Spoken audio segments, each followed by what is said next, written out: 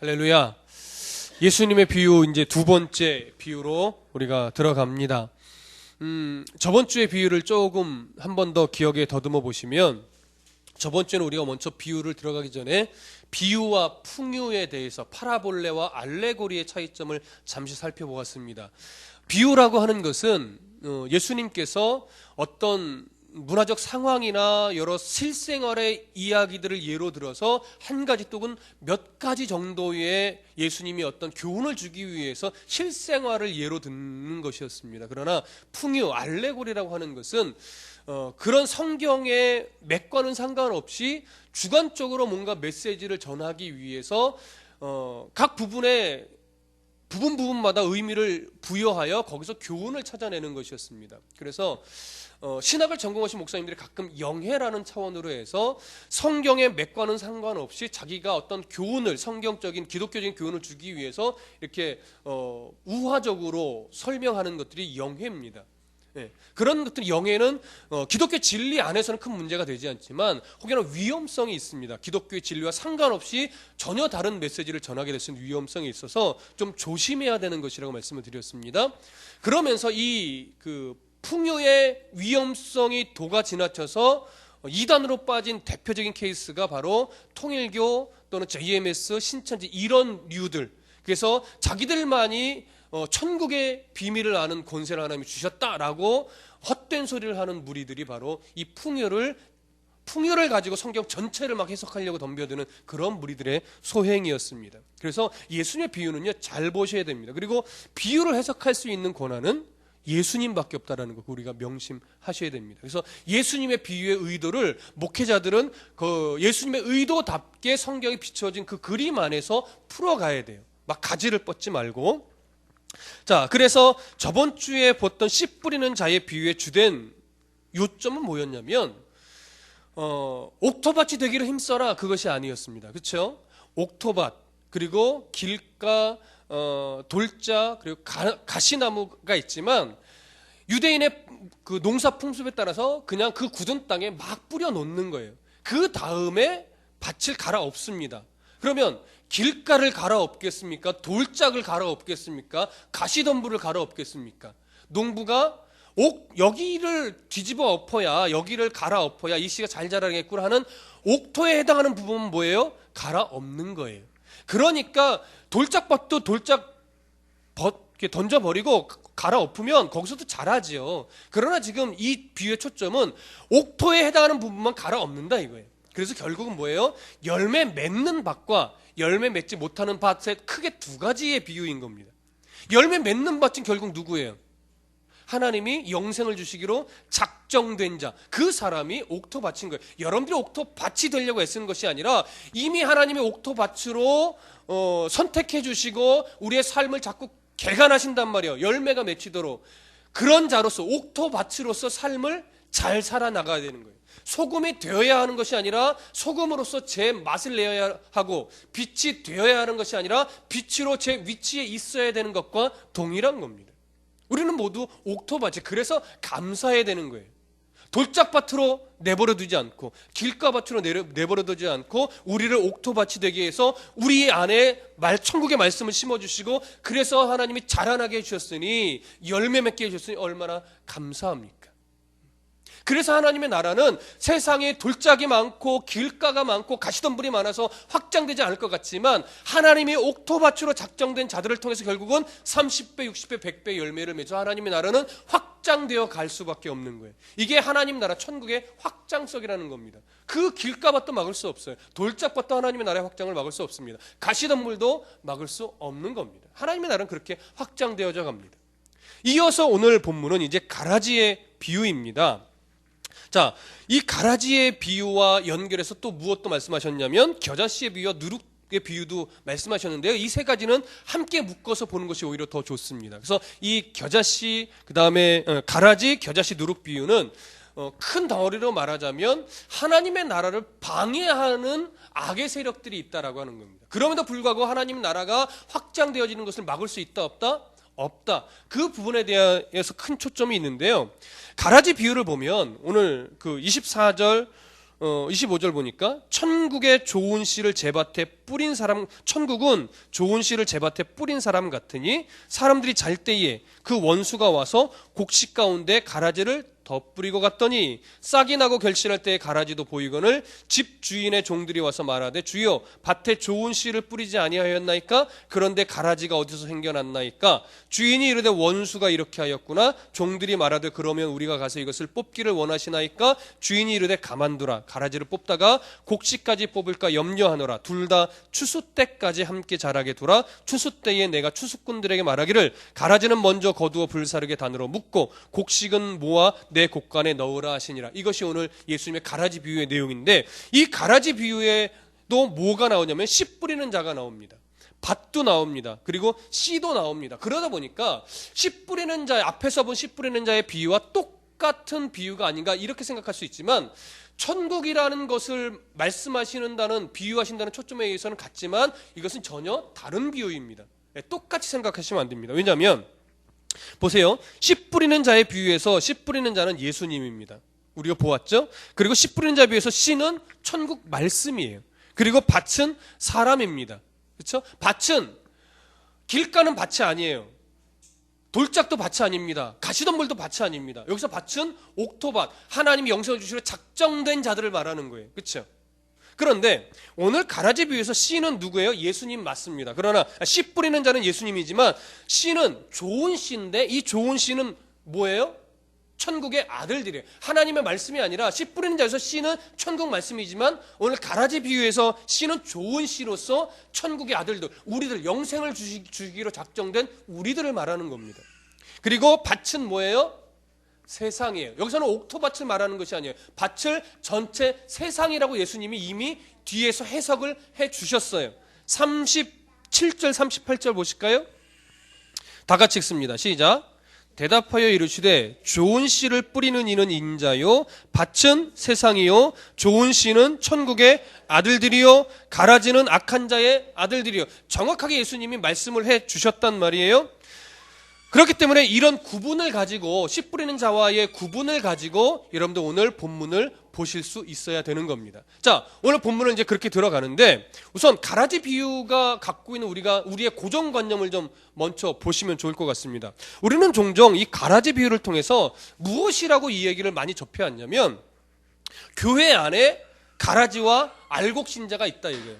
가라지 신자도 있고 알곡 신자도 있으니 교회 다툼도 일어나고 싸움도 일어나고 분란이 일어나는 것은 당연하니까 그것 때문에 상처받지 말아라. 그저 여러분들이 뭐가 되기 위해서 애쓰기만 하면 된다? 가라지가 되지 말고 알곡이 되기를 애쓰기만 하면 된다. 이런 식의 비유가 많이 되어 왔습니다. 그러나 이 교훈이 기독교 진리 안에 있는 교훈이기 때문에 신앙 성장하고 하는데 무리가 안 되고 큰 문제가 안 일으키는 것 뿐이지, 이것을 도가 지나친 자들이 누구냐면 신천지예요.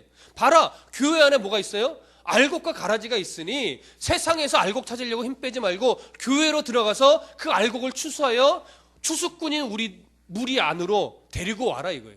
그래서 이 말씀을 근거로 해서 신천지 애들이 교회로 자꾸 자기들 신천지 사람들을 심는 거예요. 그래서 1, 2년 아주 성실한 성도처럼 해놨다가 조금씩 성경 공부를 합시고 이 비유풀이를 아주 혹하게 만드는 거죠. 비유도 엉뚱하게 잘못 풀면서. 근데 그것이 혹해지는 거예요. 왜? 사실은 영해, 알레고리라는 것이요, 우리의 종교적인 감성에 딱 들어맞습니다. 그래서 그렇게 하면서 빼내가는 거예요. 그 근거가 바로 이거예요. 바로 교회 안에 알곡 신자 가라지가 있지 않냐? 가라지는 필요 없다. 알곡만 신천지로 끌어오라 이거예요. 전도가 필요 없죠. 이 바로 이렇게 잘못 해석하는 겁니다. 그러나 여러분 잘 보시면 예수님께서 이 비유를 말씀하실 당시에 교회가 세워졌을까요? 안 세워졌을까요?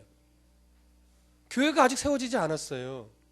교회는 예수님이 12제자를 파송하시고 오순절 성령 강림 이후에 비로소 조금씩 그 모습을 갖춰가기 시작했던 것뿐이지, 예수님이 이 비유로 말씀하실 당시에는 교회가 아직 세워지지 않았을 때란 말이에요.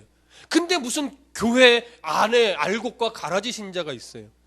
교회 안에 알곡과 가라지도 있지요. 그러나 세상에도 있어요. 오늘 예수님의 비유로 밭은 뭐라고요? 교회라고요? 아니요, 세상이라고 정확하게 말씀해주고 있단 말이에요. 근데 무슨 교회 안에 알곡과 가라지가 있다라고 자꾸 그것만 주장하냐고요. 세상 안에 교회도 들어와 있기 때문에 교회 안에도 알곡도 있고 가라지도 있습니다. 세상 속에도 있다라고 하는 거예요. 그래서 결국 오늘 본문은 뭐냐면 세상 속에서 가라지와 함께 살아가야 되는 하나님의 백성들의 삶에 대한 것에 초점을 맞추고 있는 거예요. 무슨 말씀인지 아시겠습니까? 교회 안에 알곡 교회도 있고 가라지 교회도 있어요. 세상 속에 구분이 잘 안 된단 말이에요. 여러분, 큰 교회라고 다 알곡 교회 아니죠. 정말 하나님의 말씀대로 순종하는 교회냐, 하나님 말씀대로 살아가는 교회냐, 그것이 더 중요한 겁니다. 그래서 세상 속에 좋은 씨와 가라지가 공존한다는 것이 오늘 본문의 초점이지, 알곡이 되어야 한다, 교회 안에 알곡과 가라지가 있으니 잘 분란 이런 거 당연하니 괜히 싸우지 말아라, 이런 식의 교훈이 있는 것이 아니란 말이에요. 그래서 초점을 잘 보시기 바랍니다. 그렇다면 고정관념을 살펴봤으니까 왜 이 비유가 필요했었을까? 그 부분은 이제 하나 더 보시죠. 왜 이 가라지 비유가 필요하셨을까? 자, 예수 그리스도의 탄생과 예수 그리스도의 사역으로 인해서 하나님의 나라는 이미 이 땅 가운데 뭐 했어요? 임했습니다. 그리고 씨 뿌리는 자의 비유처럼 하나님이 영생을 주시기로 작정된 옥토밭과 같은 성도들을 통해서 하나님은 천국의 말씀을 주시고 그들 안에서 천국의 열매를 맺어 하나님의 나라가 지금도 뭐예요? 계속해서 확장되어져 가고 있습니다. 그러나 하나님의 나라의 온전한 완성은 언제 이루어져요? 마지막 날 예수님이 심판주로 이 땅에 다시 오시는 그때 완전하게 이루어지는 거예요. 이 세 가지가 뭐냐면 천국의 세 가지 차원입니다. 과거적인 천국, 현재적인 천국, 미래적인 천국. 이것이 신학적으로 세 가지 천국의 형태예요. 그래서 하나님의 나라는 이미 왔습니다. 그러나 하나님의 나라는 지금도 이루어져 가고 있고 그 하나님의 나라는 다시 예수님이 오신 마지막 때에 완전하게 이루실 겁니다. 그렇기 때문에 그리스도인들은 이미 구원받은 하나님의 백성들은요, 하나님의 나라가 완성될 때까지 현재적인 천국을 살아가면서 사단의 세력과 공존해야 되는 어려움을 늘 겪을 수밖에 없는 거예요. 이것을 우리가 알고 있어야 됩니다. 그런데 많은 하나님의 백성들이 이것을 오해합니다. 어떻게 오해하냐면 하나님의 나라가 오면, 하나님의 나라가 이 땅에 임하면 이제 모든 어려움이 해결되어지고 모든 악들을 심판하여서 이제 하나님 앞에서 우리가 행복하게 살 것이다, 평안하게 살 것이다, 배부르게 살 것이다, 이렇게 오해를 하는 거예요. 예수님 당시에도 그랬고 사실 오늘날도 그런 사람이 많이 있습니다. 예수께로 오면 모든 우리의 문제가 해결되고 병도 낫고 부자도 되고 성공할 것이다, 좋은 대학 갈 것이다, 이런 식의 차원으로 자꾸 이해하려고 하는 습성들이 있단 말이에요. 그렇지 않다라고 하는 겁니다. 자, 보세요. 세례 요한도 오해를 했습니까? 안 했습니까? 했죠. 예수님이 오셨다고, 예수님이 내가 볼 때 분명 메시아였는데 그분의 사역의 소리를 들으니까 도대체 심판주로서의 모습은 없는 거예요. 로마도 그대로 우리를 압박하고 계속 예수님은 병이나 고치시고 하나의 심판주로서의 모습이 하나도 없는 거예요. 그래서 제자들을 보면서 뭐라고 질문했어요? 당신이 정말 메시아입니까? 아니면 우리가 다른 메시아를 기다려야 됩니까? 무엇 때문에요? 하나님의 나라가 임했을 때 일어나는 현상에 대해서 그도 뭐예요? 오해하고 있었기 때문에 그렇습니다. 뿐만 아니라 대부분의 유대인들이 그렇게 전투적이고 영웅적인 메시아관을 갖고 있었기 때문에 복음을 듣고 예수를 믿게는 되었지만 믿은 이후에 예수님으로 인하여서 세상이 변할 줄로 알았는데 전혀 변하지 않는 모습으로 인해서 의문을 자꾸 가슴속에 갖고 있는 거예요. 로마의 압제도 여전해요. 우리의 배고픔도 여전해요. 예수 믿는다는 이유로 박해는 계속해서 일어나요. 그러니까 정말 내가 잘 믿은 건가? 예수가 메시아가 맞는가? 하나님의 나라가 임한 것이 맞는가라고 하는 질문을 계속 던지게 되는 것이죠. 천국이 임하였다면, 예수님이 정말 메시아라면 왜 세상이 변하지 않는 거야? 이런 질문이지. 여러분, 왜 악의 세력을 그냥 놔두실까요? 과거에 예수님 당시에도 이런 질문이 있었고 중세 시대를 거쳐와도 이런 질문은 여전했고 오늘날도 이 질문은 곳곳에서 역시 드러나고 있고 앞으로도 이 질문은 계속 되어질 겁니다. 왜 그럴까요? 여러분, 시편 73편 한번 보시죠. 구약성경 시편 73편을 찾아보겠습니다. 다윗 시대에 찬양대 지휘자로 있었던 아삽이라는 사람의 시입니다. 자, 그 사람이 그의 시를에서 뭐라고 말을 하고 있는지 구약 시대임에도 불구하고 여러분 한번 다 같이 읽어보겠습니다. 시편 73편 자, 좀 길지만 저와 함께 교독해 보겠습니다. 시편 73편. 시편 73편. 자, 교독합니다. 하나님이 참으로 이스라엘 중 마음이 정결한 자에게 선을 행하시나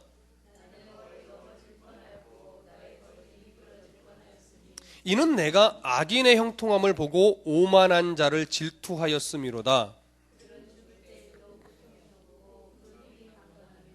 사람들이 당하는 고난이 그들에게는 없고 사람들이 당하는 재앙도 그들에게는 없나니 살찜으로 그들의 눈이 솟아나며 그들의 소득은 마음의 소원보다 많으며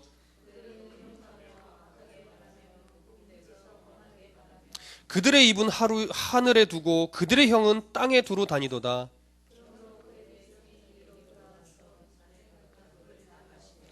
말하기를 하나님이 어찌 알랴 지존자에게 지식이 있으랴 하는도다.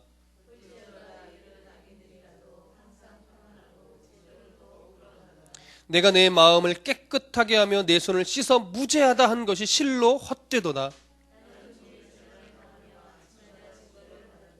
내가 만일 스스로 이르기를 내가 그들처럼 말하리라 하였다면 나는 주의 아들들의 세대에 대하여 악행을 행하였으리이다.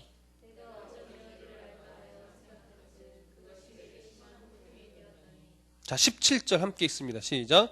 하나님의 성소에 들어갈 때야 그들의 종말을 내가 깨달았나이다. 아멘. 뒤에 읽어도 더 좋지만 너무 기니까 여기까지만 읽겠습니다. 여러분 1절부터 15절까지를 보세요. 정말 우리가 하고 싶었던 말들 아닙니까?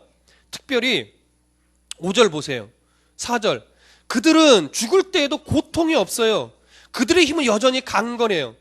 다른 사람들이, 특히 예수 믿는 사람들이 당하는 고난이 그들에게는 없어요.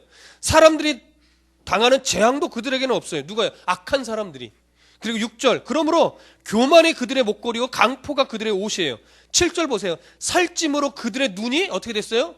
솟아났어요. 얼마나 맛있고 기름진 것만 먹었는지 눈에 살이 붙어서 튀어나왔다라고 하는 거예요. 그들의 소득은요 마음의 소원보다 많대요. 이 말은 뭐냐면 그들은 욕심이 많아서 내가 이 정도 벌 거야 라고 하는 것보다도 더 많이 번대요. 얼마나 열받고 화나고 짜증나고 그렇지 않습니까? 예수 믿는 사람들은 정직하게 성실하게 열심히 겸손하게 함에도 불구하고 아삽의 고백은 여기서 말하는 것과 다 정반대의 삶을 산다라는 거예요. 늘 어렵고 늘 힘들고 늘 배고프고 늘 가난하고 늘 아프고. 근데 저 악한 자들, 예수 믿지 않는 사람들은 자기가 원하는 것보다도 늘 더 많이 벌고 살쪄서 눈이 막 팅팅 막 나오고 고난도 없고 죽을 때도 편안하게 죽고 막 이렇다라는 거예요. 얼마나 억울하다는 겁니까? 이렇게 억울하고 이렇게 정말 화가 남에도 불구하고 그가 결국은 뭐라고 고백하느냐? 17절 보세요. 17절. 한 번 더 다 같이 읽습니다. 시작. 하나님의 성소에 들어갈 때에야 그들의 종말을 내가 깨달았나이다. 여기 성소라는 말은 영광이라는 말입니다. 하나님의 영광. 하나님의 영광은 신약시대에 결국 누구입니까? 예수 그리스도입니다. 하나님의 영광 안으로 들어갔을 때 예수 그리스도 안에 우리가 들어가서 그 시각으로 세상을 바라보니까 결국 그들의 종말을 내가 깨달았다라고 합니다. 그들의 종말을 보니까 이 땅에서 고난받는 것이 억울한 것이 아니구나. 그들의 종말이 어떻다고요? 결국 가라지처럼 묶임을 당해서 불 속에 던지우는 종말이라 이거예요. 종말을 보니까 내가 이 땅에서 받고 있는 고난이나 어려움이 결코 억울하거나 분이 날 일이 아니었구나라는 것을 하나님의 영광 안으로 들어가서 보니까, 예수 그리스도 안에 들어가서 보니까 비로소 알게 되었다라고 하는 거예요. 여러분, 이것이 우리가 해야 될 고백인 것입니다. 이 중심을 보시고 여러분 오늘 비유를 보시죠. 우리도 똑같은 질문을 던집니다. 왜 예수를 믿는데, 이 땅에서 예수를 믿고 주를 위해 살아가는데 왜 이렇게 세상이 악하고, 선교사님들이 선교지로 가서 고난을 받는데 왜 그 선교사님들 삶은 여전히 힘들고 이 세상이 변하지 않습니까? 왜 세상은 여전히 악합니까? 이렇게 질문을 똑같이 던지지만 아삽의 이야기처럼 우리가 그렇게 되지만 우리도 예수로서의 영광 안으로 들어가서 봐야 되는데, 일단 오늘 비유를 통해서 이제 그 부분을 좀 정리하겠습니다. 자, 오늘 비유로 들어가 보면 종들이 묻습니다. 주여, 밭에 좋은 씨를 뿌리지 아니하였나이까? 그런데 가라지가 어디서 생겨났나이까? 예수님이 대답합니다. 원수가 이렇게 하였구나. 종들이 또 묻습니다. 그러면 우리가 이것을 뽑기를 원하십니까? 그때 예수님이 이렇게 대답합니다. 가만두라. 가라지를 뽑다가 곡식까지 뽑을까 염려하노라. 둘 다 추수 때까지 함께 자라게 두라. 추수 때에 내가 추수꾼들에게 말하기를 가라지는 먼저 거두어 불사르게 단으로 묶고 곡식은 모아 내 곡간에 넣으라 하리라. 자, 예수님이 이 비유 해석에서도 말씀하셨습니다. 가라지는 악한 자의 아들들이고 가라지를 뿌린 원수는 마귀라고 했습니다. 그렇기 때문에 우리는 무슨 요구를 하는 거냐면, 하나님, 그 가라지들과 원수들을 좀 어떻게 처리해 주세요. 그들 때문에 우리가 힘듭니다. 그들 때문에 우리가 공격받습니다. 그들 때문에 그냥 유혹받아 자꾸 넘어집니다. 가라지와 원수를 좀 어떻게 해결해 주세요. 이것이 우리의 요구인 거예요. 그런데 예수님 뭐라고 말하냐면, 추수 때까지 그냥 두라 이거예요. 여기서 말하는 추수 때는 언제예요? 종말이에요. 그렇죠? 종말 때까지 그냥 두라 이거예요. 두라. 왜 그럴까? 왜 악한 자들은 계속 성장해서 하나님 백성들을 괴롭히고 유혹하고 넘어뜨리려고 할 텐데 예수님 왜 그냥 두라고 하시는 걸까요? 농사의 상식과는 전혀 다른 말씀이십니다. 일반적인 농사의 상식은 뭐예요? 빨리빨리 가라지를 뽑아줘야 그 씨앗들이 잘 자란단 말이에요. 근데 예수님은 가라지를 그냥 두라고 말씀하세요. 이유는 가라지를 뽑다가 곡식까지 뽑을까 염려한대요. 근데 농사를 짓 때 그렇게 안 하잖아요. 빨리빨리 가라지 뽑아줘야 되잖아요. 그래서 오늘 여러분, 이 가라지라고 번역된 단어를 유심히 좀 살펴보셔야 됩니다.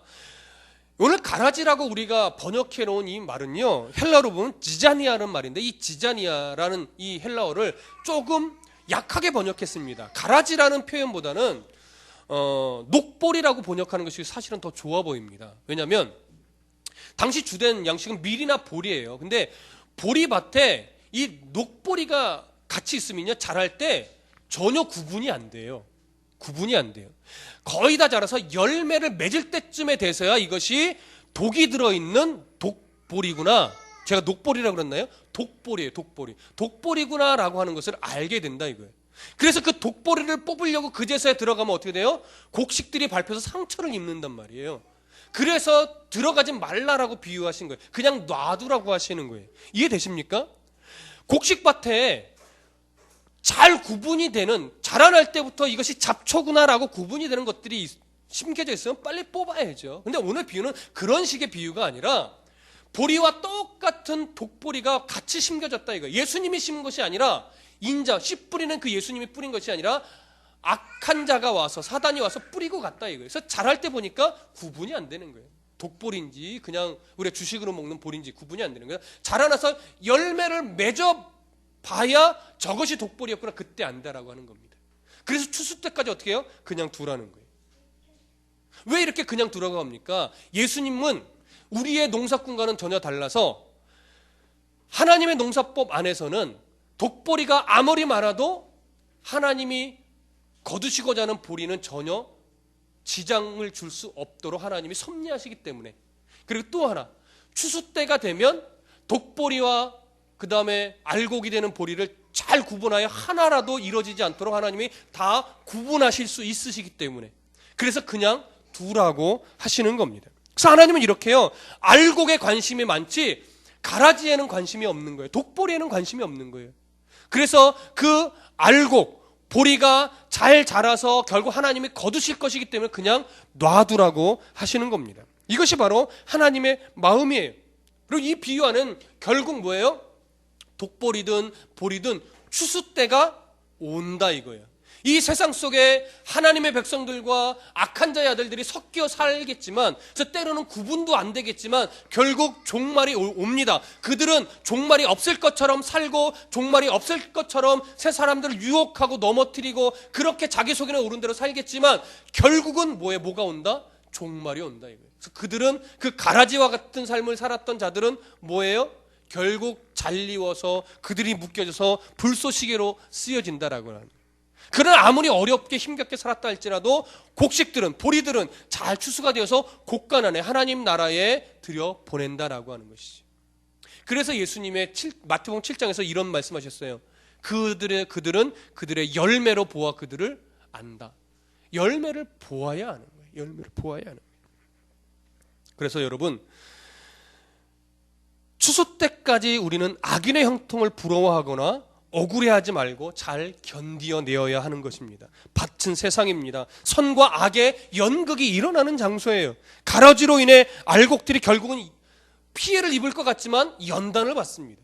그것이 우리를 넘어뜨릴 것 같지만 오히려 우리는 강해집니다. 그래서 더욱 하나님을 의지하게 됩니다. 그러면서 알곡들은 하나님 나라의 백성답게 예수님을 닮아가는 거예요. 그것이 가라지를 그냥 내버려두는 하나님의 또 하나의 이유인 겁니다. 이런 예화가 있습니다.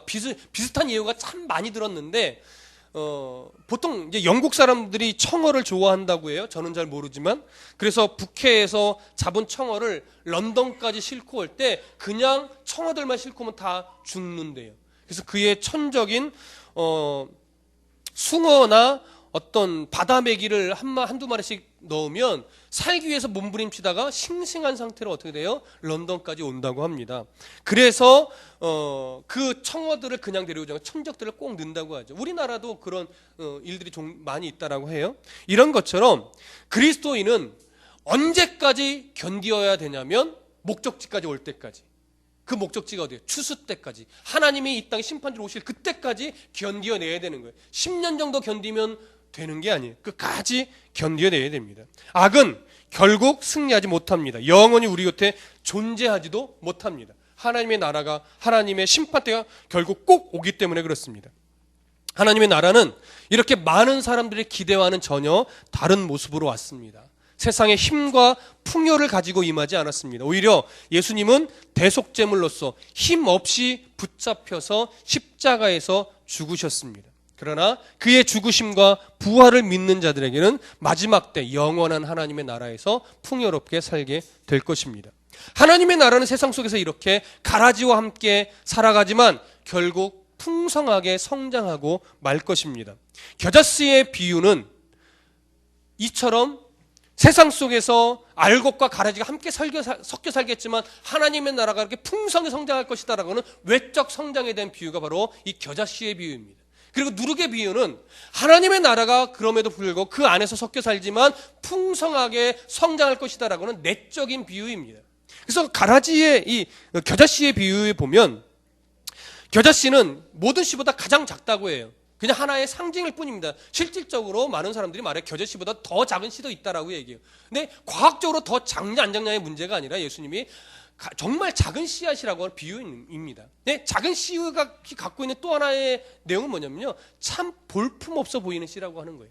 좁은 문도 뭐예요? 작다라는 비유도 되지만 참 볼품없는 길이라 이거예요. 예수 믿는 길이 폼나지 않습니다. 참 볼품없습니다. 그렇게 이 겨자씨는요, 참 볼품없어 보이는 작은 씨예요. 근데 이것이 세상 속에 묻혀서 자라나면 그 열매는 어떻게 해요? 풍성한 가지가 돼서 새들이 와서 깃들 정도로 풍성하게 커진다라고 하는 것이 하나님의 나라가 그렇다라고 하는 거예요. 또 누룩은요, 가루 서말 속에 누룩 하나가 들어간다고 뭐가 티가 나겠습니까? 아무 티 안 나죠. 그냥 섞이면 그냥 끝이에요. 보이지도 않아요. 근데 결국은 그 누룩이 그 모든 밀가루를 어떻게 돼요? 풍성하게 만들듯이 하나님의 나라는 그 속에서 풍성하게 자라난다라고 하는 거예요. 외적인 성장과 내적인 성장을 이 두 가지가 비유합니다. 세상은 성장하지 못하게 막으려고 해요.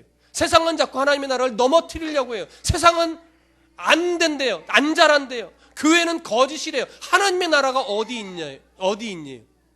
그래서 많은 사람들이 교회를 나오면서도 하나님의 나라를 믿지 않고 나오는 사람도 많습니다. 그저 종교적으로 수양하기 위해서 종교 생활하면서 내 마음을 이렇게 도덕적으로 윤리적으로 좀 편안하게 하기 위해서 나오는 사람도 많습니다. 그렇게 교회와 세상이, 성도와 예수 믿지 않는 사람이 별로 구분이 되지 않습니다. 그래서 하나님의 나라가 정말 없는 것 같을 때가 많습니다. 그럼에도 불구하고 하나님의 나라는 하나님의 백성들 안에서 하나님의 선택한 자들을 통해서 내적으로 외적으로 성장하게 되어 있습니다. 그것을 볼 수 있어야 되는 겁니다. 하나님의 백성들은 마지막 때가 오기까지 세상 속에서 가라지와 함께 살아갈 수밖에 없습니다. 결코 다른 대우를 받거나 더 좋은 조건으로 세상을 살아가게 하시지 않습니다. 그들은 계속하여 하나님의 백성을 넘어뜨리고 유혹하여서 자기들처럼 악한 자로 하나님 없이 자기 속에는 옳은 대로 살아가게 만들 것입니다. 그러나 우리는 그들에게 휩쓸려서 본질을 잃어버리고 살아가서는 안 될 겁니다. 우리가 애쓰고 노력해야 됩니다. 또한 그것만이 아니라 하나님이 우리를 그렇게 살도록 내버려 두시지 않을 겁니다. 거기까지 보셔야 됩니다. 여러분들이 애쓰고 노력해야 되지만 하나님도 그렇게 내버려 두시지 않는단 말이에요. 잊지 마십시오. 하나님은 우리를 길가로 돌짝으로 가시덤불로 세우시지 않고 좋은 밭으로 우리를 정하여 주셨습니다. 그리고 우리를 가라지로 만드시지 않고 좋은 씨로 우리를 선택해 주셨습니다. 따라서 우리가 할 일은 힘을 키워서 세상을 심판하는 것이 아닙니다. 오늘도 좋은 밭으로 결실하는 삶을 좋은 씨앗으로 끝까지 알곡이 되는 삶을 살기 위해 부단히도 애써야 하는 것이 우리의 본분이요 우리의 위치인 것입니다. 여러분, 마지막으로 고린도전서 15장 50절부터 58절을 읽고 오늘 말씀을 마치려고 합니다. 고린도전서 15장 50절부터 58절의 말씀이 오늘 설교의 결론입니다. 고린도전서 15장 50절부터 58절입니다. 고린도전서 15장 50절부터 58절 한 목소리로 함께 읽겠습니다. 50절부터 58절 시작. 형제들아, 내가 이것을 말하노니 혈과 육은 하나님 나라를 이어받을 수 없고 또한 썩는 것은 썩지 아니하는 것을 유업으로 받지 못하느니라. 보라, 내가 너희에게 비밀을 말하노니 우리가 다 잠잘 것이 아니요 마지막 나팔의 순식간에 후련히 다 변화되리니 나팔 소리가 나매 죽은 자들이 썩지 아니할 것으로 다시 살아나고 우리도 변화되리라. 이 썩을 것이 반드시 썩지 아니할 것을 입겠고 이 죽을 것이 죽지 아니함을 입으리로다. 이 썩을 것이 썩지 아니함을 입고 이 죽을 것이 죽지 아니함을 입을 때에는 사망을 삼키고 이기리라고 기록된 말씀이 이루어지리라. 사망아, 너의 승리가 어디 있느냐? 사망아, 네가 쏘는 것이 어디 있느냐? 사망이 쏘는 것은 죄요, 죄의 권능은 율법이라. 우리 주 예수 그리스도로 말미암아 우리에게 승리를 주시는 하나님께 감사하노니, 그러므로 내 사랑하는 형제들아, 견실하며 흔들리지 말고 항상 주의 일에 더욱 힘쓰는 자들이 되라. 이는 너희 수고가 주 안에서 헛되지 않은 줄 알미라. 여러분, 견실하며 흔들리지 않고 항상 주의 일에 힘쓰는 수고가 있으시기를 간절히 부탁드립니다. 기도하겠습니다.